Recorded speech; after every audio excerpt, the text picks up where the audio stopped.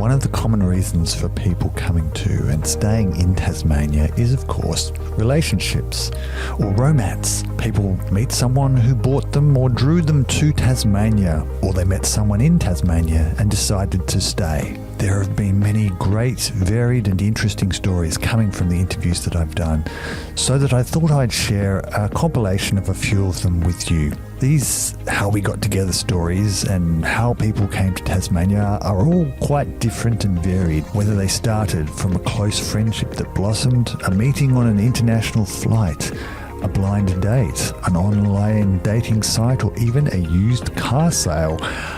I hope you enjoy listening to all these stories of romance that ultimately led to life in Tasmania. So I met my husband in 2016 when I was backpacking in mainland, chasing farm work opportunities. I started meeting really nice, lovely people from all over the world. And I started really enjoying, and I started discovering how diverse and interesting this country was. So I started thinking, probably I could stay a bit longer, and a bit longer. So, and then I came to Tasmania, and then after a while I met my husband, so it changed my whole plan. So how did you meet exactly? I actually met his parents first, Okay. which is very unusual. Yeah. Yes, I was staying at someone's house for 2 months actually, and this lady and my husband's parents were good friends.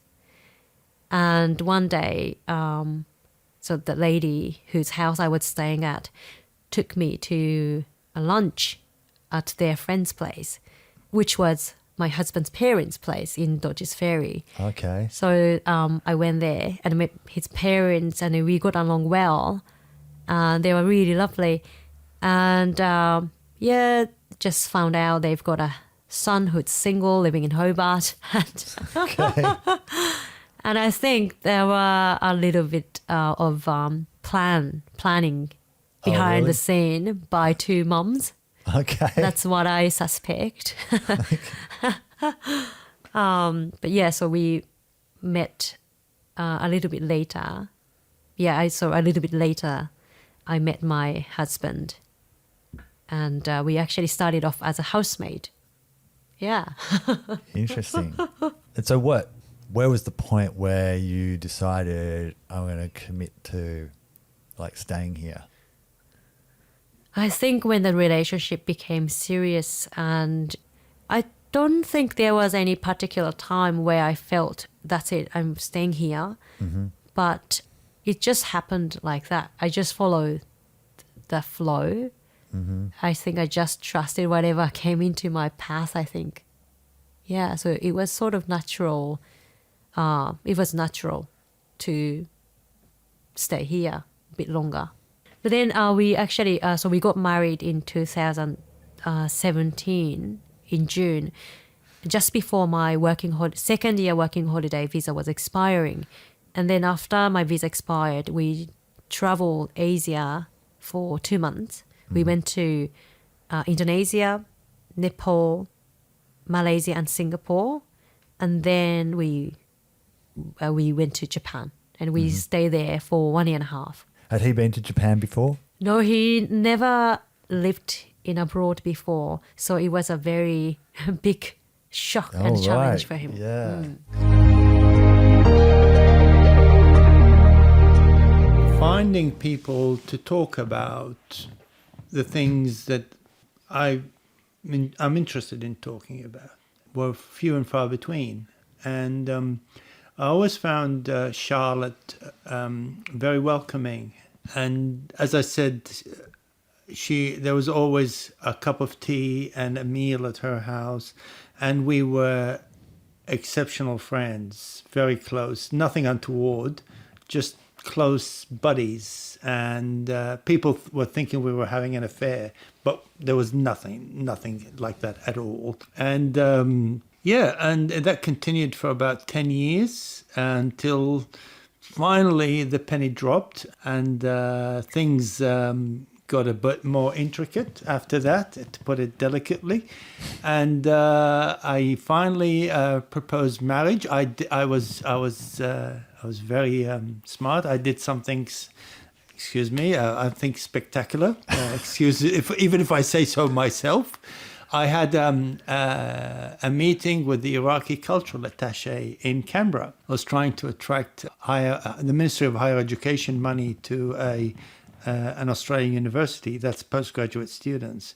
So I had a meeting, and so Charlotte and I, by then we were intimate and we were a couple, and we went to Canberra together. And I said to her, I've got to show you the Parliament. So I'd been to the Parliament before, and we went into the Parliament, and there was Palmer speaking, the Australia Party. What's his name?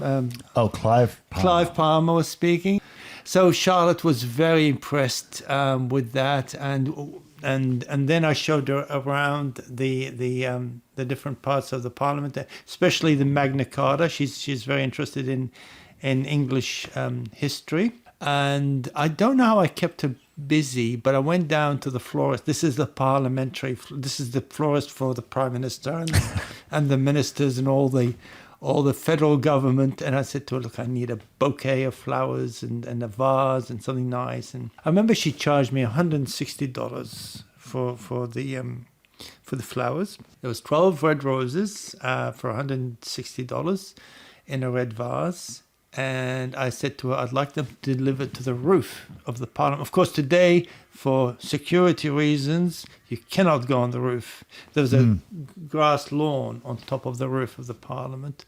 And there was a viewing panel, so that where you can view the surroundings. You can walk on the roof in those days. And I remember the florist says, go, because I was having trouble paying. She said, no, go. And I said, you don't know me from a bar of soap. I can take your flowers and disappear. And I insisted on paying. So I did manage to pay in the end. Anyway, I had Charlotte on the roof of the Parliament, otherwise engaged. And suddenly the florist turns up with a bouquet of flowers. And I say to her, will you marry me on top of Parliament House? I thought that was pretty spectacular. Story to tell, and which is it's also true.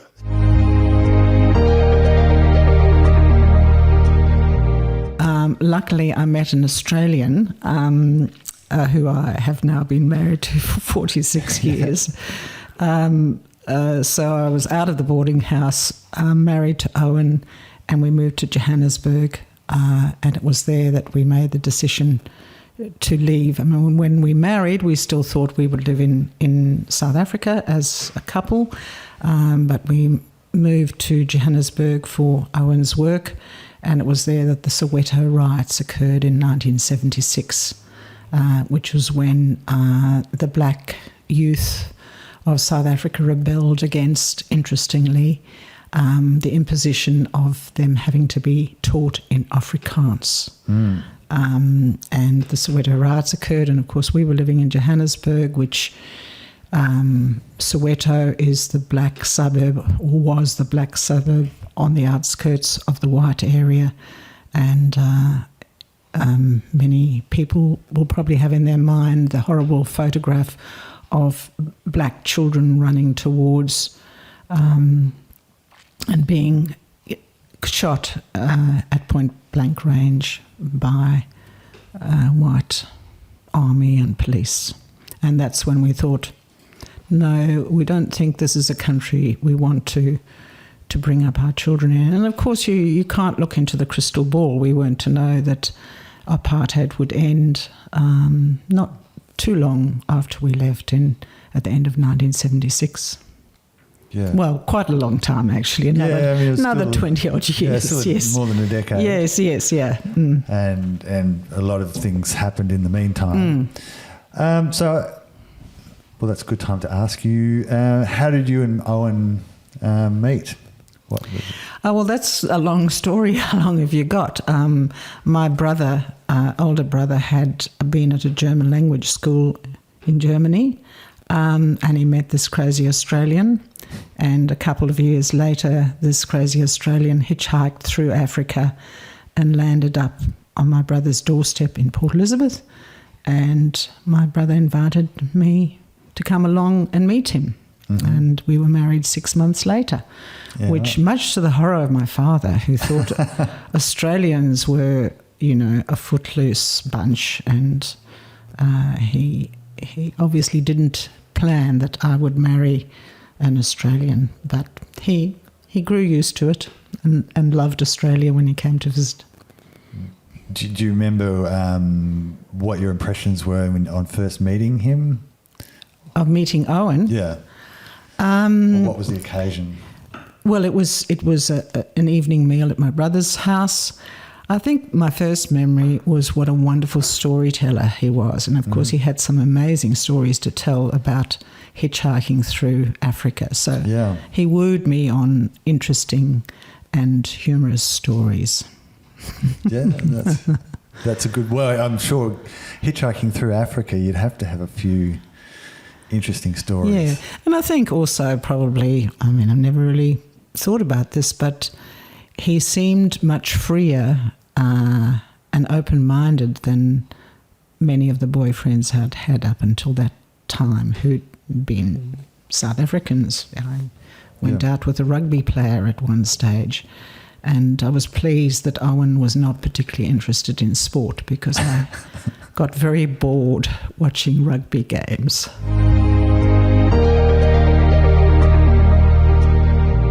What brought you to Tasmania? I met a handsome Australian in London. Okay. So, yeah. And what were the circumstances? Well, that's a tiny bit of a funny story, actually. I had broken up a relationship, and Valentine's Day was coming up, and I got 3 messages on my phone, 3 sort of Valentine messages, all 2 different languages, all of them very badly spelled. And I thought, I need something new. So I, shortly after, I moved house, and I moved into this shared house, and there was my future husband, little did I know. Okay. Yeah, he was in that house. So what were you doing in London? I went to London because I got into a drama school there, Rose Bruford. So I had finished drama school, and I was acting and working. And my husband, my soon-to-be husband, he had finished the Australian army, and he was just having fun traveling the world, and had sort of ended up in London. Needed a job, needed to get more money to travel. I think he was planning to travel to Mexico and to learn Spanish. 6 months later, he found himself in Norway learning Norwegian, so that's how life can be. Yeah, big change. I just remember him being very quiet and sort of very calm. I can be a bit all over the place. Okay. And he was this calm centre that I was drawn to.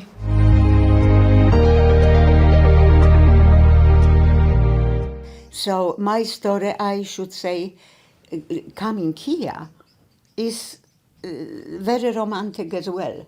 Mm-hmm. I would never plan that I ended up in Tasmania in Australia, never. It happened because of John, and sort of he fell in love, and he said, I can't live without you, you should come. It was like that. So how did you meet then? Through friends. Okay. In the sort of dinner party, something like this. And he saw me playing somewhere. Okay. He liked everything, actually, about me. Yeah, I was comfortable in Poland, and quite frankly, I was hesitated because my mother loved me. I have only brother, so we haven't got big family. But after a few years coming to Poland, visiting me and everything, finally, I came here. That's how here started. And from here, I become Mumsy of Caroline, doing everything to be a good wife. Maybe it wasn't perfect, but I did everything. What I felt I need to. Maybe clumsily, but I try. Yeah. But what was there something that finally persuaded you to leave Poland and come to the other side of the world? As I told you, I was divorced then, when I met John. Eve, my daughter, was 12 then. in the end, in Poland, things a little bit changing. Solidarity movement start. I have few jobs, and quite frankly, I was a little tired with all this. And John, my Helen husband, John, said that he wants to be with me and help me with everything. To be, he was a strong man and everything. That's what persuaded me. And I fell in love as well, after a while, not at the first moment. It wasn't, it wasn't something, infatuation, no. It was time.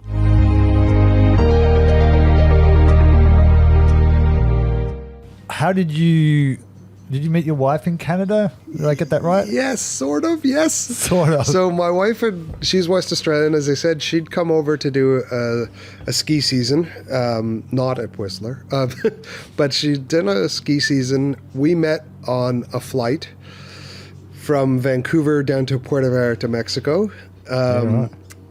and had been going down to meet a girlfriend from LA, just for a bit of a holiday before she went home. And I was desperately needing a break from 100-hour weeks in residency, and an opportunity came up to have a holiday in Mexico. So we met on the plane briefly. Well, we met going through Mexican customs, we like to say. That's a great meetup story. It is. It was actually hysterical because I think she was behind me in the queue, and Mexican, or at least Puerto Vallarta customs had this system where you press a button, and if it goes green, go on through. And if it goes red, they're going to search you. And we just smiled and laughed at it. Went through. We both went green. And then she said to me, well, do you mind watching my bag while I go to the washroom? And I said, yeah, that's fine, figuring if she's already smuggled in drugs there, that's fine, we're already in. So, I since over the years found out that anytime she gets off an airplane, she needs to go pee immediately. So, really? Yeah. The rest was history. We shared a taxi and met up and got to know each other as friends. And then, I guess started dating a few weeks later when she was back in Vancouver after her family had come for a visit. And they toured around the western part of Canada for a while, and then, we started dating. She actually went off to England for 4 months. So we had a relationship that started as friends. We got to know each other via email and some occasional phone calls, and realized this could probably work if we were ever in the same town. So she moved back to Vancouver because I still had training to finish, and she just moved right in. So I like to say we had one night, and then she moved in. Yeah, wow. And with the backup plan, well, if this isn't working, you go back to Australia, and if it is working, stick around. Yeah. So she stuck around. Yeah, it's been 18 years. Yeah, right. Yeah. That's pretty good effort. Yeah, some days are better than others in all relationships, but yeah. Well, that's normal, isn't it? Yeah.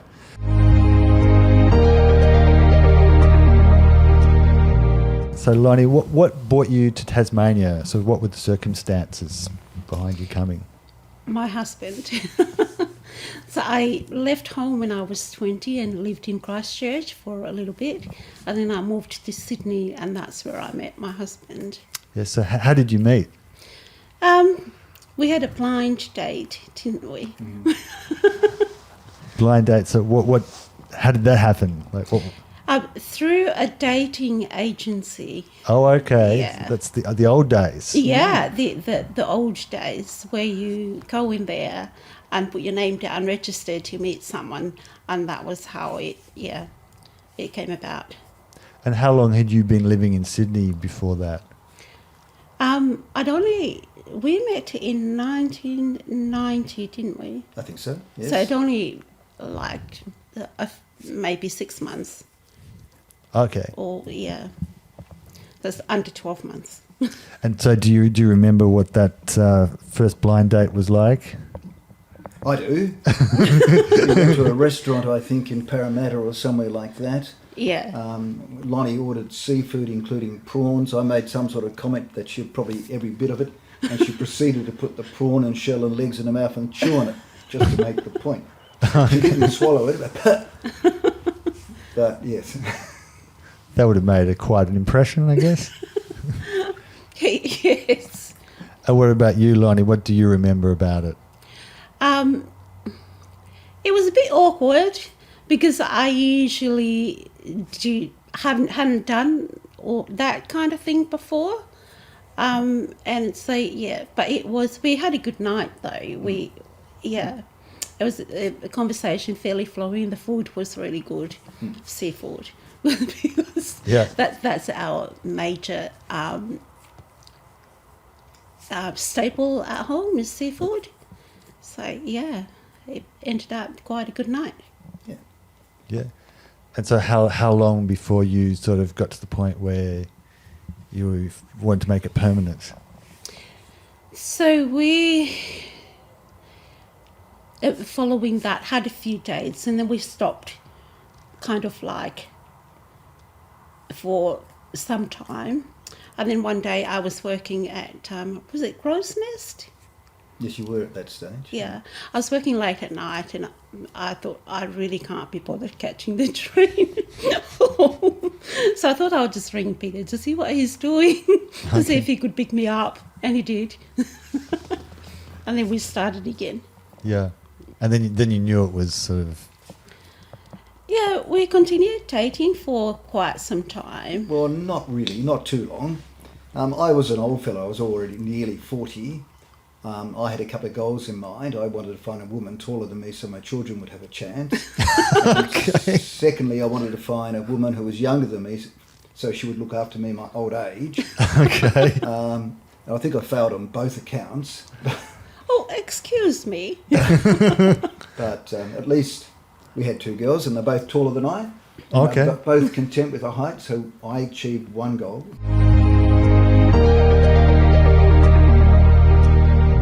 Tell me about how you ended up coming to Australia. Okay. I know there's a few steps to the story. So, surprisingly, I think if it was like my great-grandma's time, it wasn't possible. Yeah. But with the internet, my husband and I, we met on a dating site, fell in love very quickly, and then got married in Mauritius. So then we applied for the visa, and my daughter was 11 when we arrived here, and I was 41. So I ended up in Australia because of a love story. Yeah. And married a Tasmanian. But so what I mean, it's quite a big step to meet someone from overseas that way. What was it that appealed to him that made you think I'll go to Mauritius to meet him? Well, I think the thing is, when we met online, he said, can we be friends? And I'm like, yeah, sure. And then I'm like, Australia, though, that's a bit far, but why not? We can talk. And then we realized we had feelings, and we said, this can't be online for too long. We need to meet for real. So I was just thinking, he speaks English. I can't make him come to Madagascar straight away because it was quite dangerous at that time as well. We had like a government was not very stable. I didn't want to risk him to be straight away in danger, not knowing me well. Yeah. So we agree to meet a bit in the middle. So Mauritius was kind of perfect, speaking French but English a bit at the same time, and was a nice place to meet. Yeah. And then he was like, I think that will be okay. But then along the time I said to him, do you think we can get married? I've never been married. And he's like, yeah, why not? I said, you sure? I said, I don't want to push, but still it's a good thing if we've got the feeling really mutual and really like love, not just kind of like a little meeting you and then we stop. So we did the move, meeting each other in Mauritius, and went to the lawyers, did the wedding, had a honeymoon there. And then he came back to Australia. I came back to Madagascar. Very sad. And we preferred to apply for the visa and wait. So we're not going to go backwards, forwards. Because I said to him, when I will leave, I will leave. I don't like to go. And then, oh, no, you don't have the visa. You have to come back because it will be tricky for job, for the school of my daughter. So we waited for 6 months. We were lucky.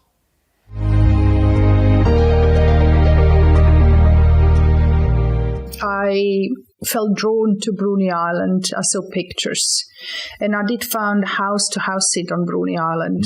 But that led to a purchasing of a car, and I didn't want to buy a car of a car yard because, you always get a bad deal. So I spoke to people and they said, this guy, his name is Alan, he's a mechanic and he always has a couple of cars, spare cars. Why don't you call him or I can call him. This lady was actually quite liking Alan and she thought it's a good reason to ring him again. And I met Alan and he showed me a car and we had an instant connection. And I sort of felt, oh my God, what's going on here? Very little English. You have to picture myself speaking sort of 4 or 5 word sentences.